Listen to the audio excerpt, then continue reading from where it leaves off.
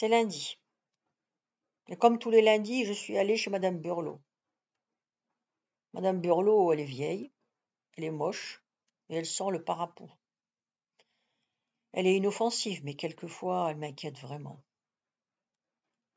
Aujourd'hui, elle m'a sorti de son tiroir du bas une collection d'images bizarres, des grosses taches qui ressemblaient à du vomi séché. Elle m'a demandé à quoi ça me faisait penser. Je lui ai dit, et elle m'a fixé de ses gros yeux globuleux en remuant la tête, comme les petits chiens mécaniques à l'arrière des voitures. C'est le lycée qui m'a envoyé chez elle. Les profs, entre deux grèves, se sont dit que j'avais besoin de voir quelqu'un parce qu'ils me trouvaient renfermée. Peut-être qu'ils ont raison, je m'en fous, j'y vais, c'est remboursé par la Sécu. Je crois que je suis comme ça depuis que mon père est parti. Il est parti loin. Il est retourné au Maroc, épouser une autre femme, sûrement plus jeune et plus féconde que ma mère. Après moi, maman n'a plus réussi à avoir d'enfant. Pourtant, elle a essayé longtemps. Quand je pense qu'il y a des filles qui font pas exprès de tomber enceinte du premier coup. Papa, il voulait un fils. Pour sa fierté, son nom, l'honneur de la famille, et je suppose encore plein d'autres raisons stupides. Mais il n'a eu qu'un enfant. Et c'était une fille. Moi. Disons que je ne correspondais pas tout à fait au désir du client. Et le problème, c'est que ça ne se passe pas comme à Carrefour. Il n'y a pas de service après-vente. Alors un jour, le barbu, il a dû se rendre compte que ça servait à rien d'essayer avec ma mère, et il s'est cassé. Comme ça, sans prévenir. Tout ce dont je me souviens, c'est que je regardais un épisode de la saison 4 de X-Files que j'avais loué au vidéoclub d'en bas de ma rue. La porte a claqué. À la fenêtre, j'ai vu un taxi gris qui s'en allait. C'est tout. Ça fait plus de 6 mois maintenant. Elle doit déjà être enceinte, la paysanne qu'il a épousée. Ensuite, je sais exactement comment ça va se passer. 7 jours après l'accouchement, ils vont célébrer le baptême et y inviter tout le village. Un orchestre de vieux chefs, avec leur tambour en peau de chameau, viendra spécialement pour l'occasion. À lui, ça va lui coûter une vraie fortune. Tout l'argent de sa retraite d'ouvrier chez Renault.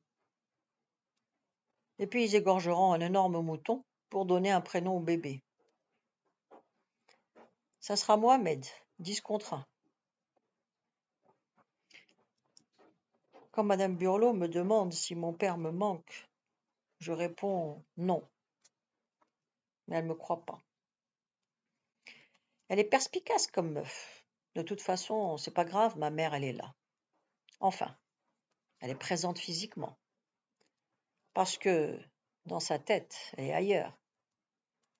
Encore plus loin que mon père.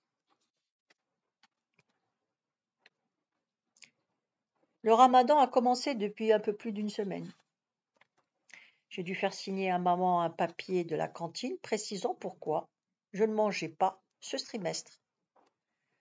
Quand je l'ai donné au proviseur, il m'a demandé si je me foutais de sa gueule. Le proviseur, il s'appelle Monsieur Loiseau. Il est gros, il est con. Quand il ouvre la bouche, ça sent le vin de table Leader Price.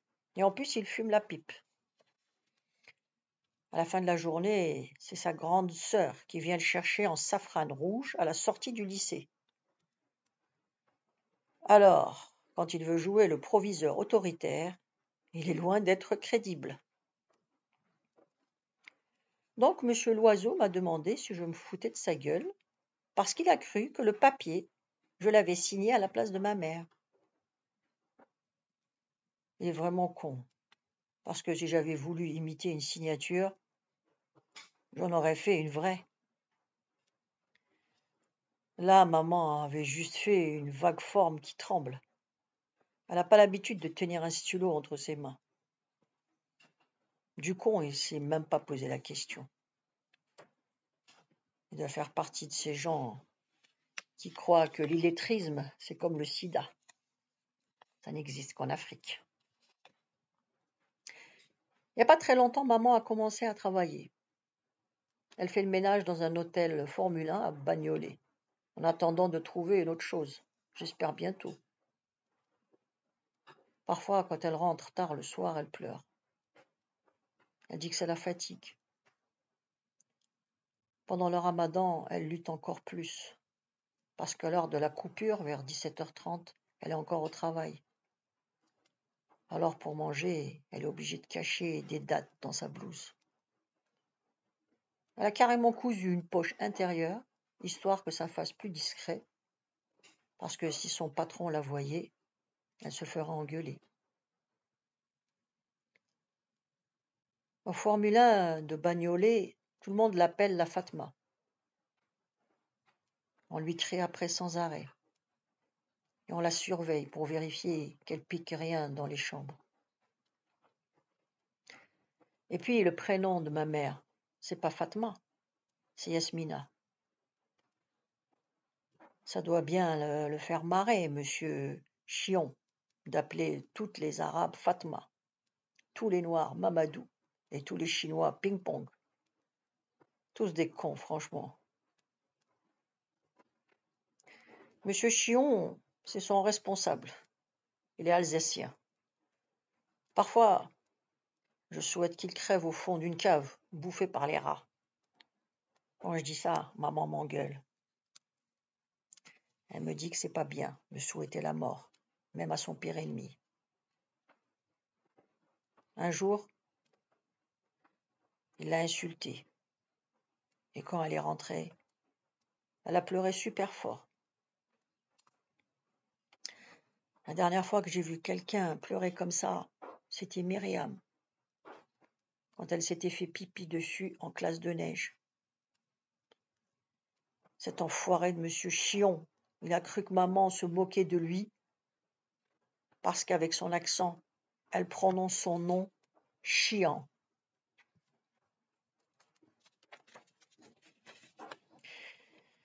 Depuis que le vieux s'est cassé, on a eu droit à un défilé d'assistantes sociales à la maison.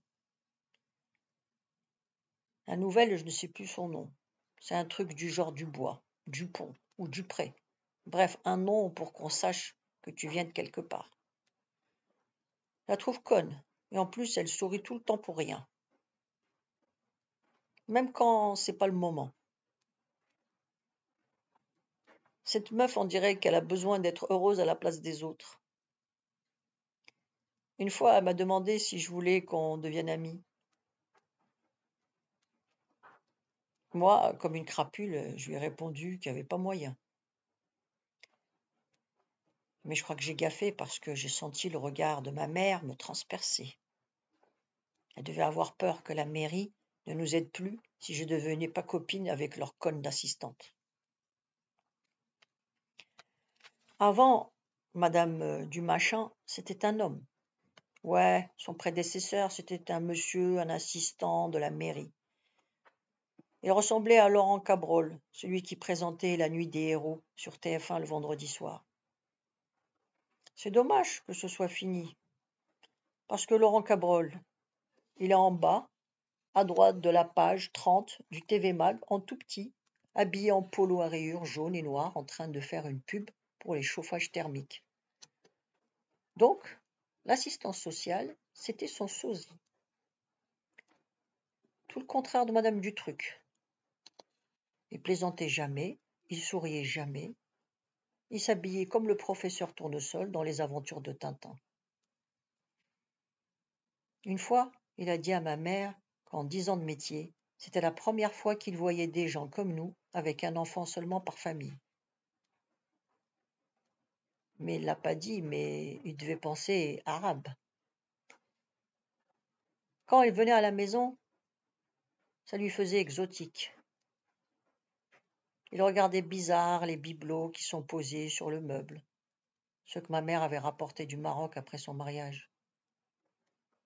Et puis, comme on marche en babouche à la maison, quand il entrait dans l'appartement, il enlevait ses chaussures pour faire bien. Sauf que lui, il avait des pieds bioniques. Son deuxième doigt était au moins 10 fois plus gros que le gros orteil. On dirait qu'il faisait des doigts d'honneur à l'intérieur de ses chaussettes. Puis il y avait l'odeur. Il jouait le type compatissant, mais c'était un mytho. Rien du tout. Il n'avait rien à foutre de nous. D'ailleurs, il a arrêté le travail d'assistant social. Il s'est installé à la campagne, à ce qui paraît. Si ça se trouve, il s'est reconverti en maître fromager. Il passe avec sa camionnette bleu ciel dans les petits villages de la bonne vieille France, le dimanche après la messe, et vend du pain de seigle, du roquefort tradition et du saucisson sec. Madame du quelque chose, même si je la trouve conne, elle joue mieux son rôle d'assistante sociale de quartier qui aide les pauvres. Elle fait vraiment bien semblant d'en avoir quelque chose à cirer de nos vies.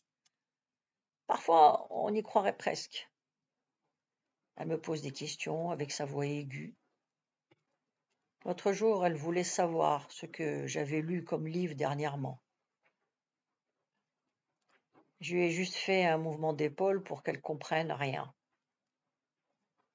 En vrai, je viens de finir un bouquin de Tahar Ben-Jelloun qui s'appelle L'enfant de sable. Ça raconte l'histoire d'une petite fille qui a été enlevée, qui a été élevée comme un petit garçon, parce que c'était déjà la 8e de la famille et que le père voulait un fils. En plus, à l'époque où ça se passait, il n'y avait ni échographie, ni contraception. C'était ni repris, ni échangé. Quel destin de merde. Le destin, c'est la misère. Parce que tu peux rien. Ça veut dire que, quoi que tu fasses, tu te feras toujours couiller. Ma mère, elle dit que si mon père nous a abandonnés, c'est parce que c'était écrit.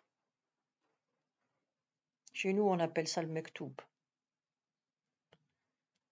C'est comme le scénario d'un film dont on est les acteurs. Le problème, c'est que notre scénariste à nous, il n'a aucun talent. Il ne sait pas raconter de belles histoires.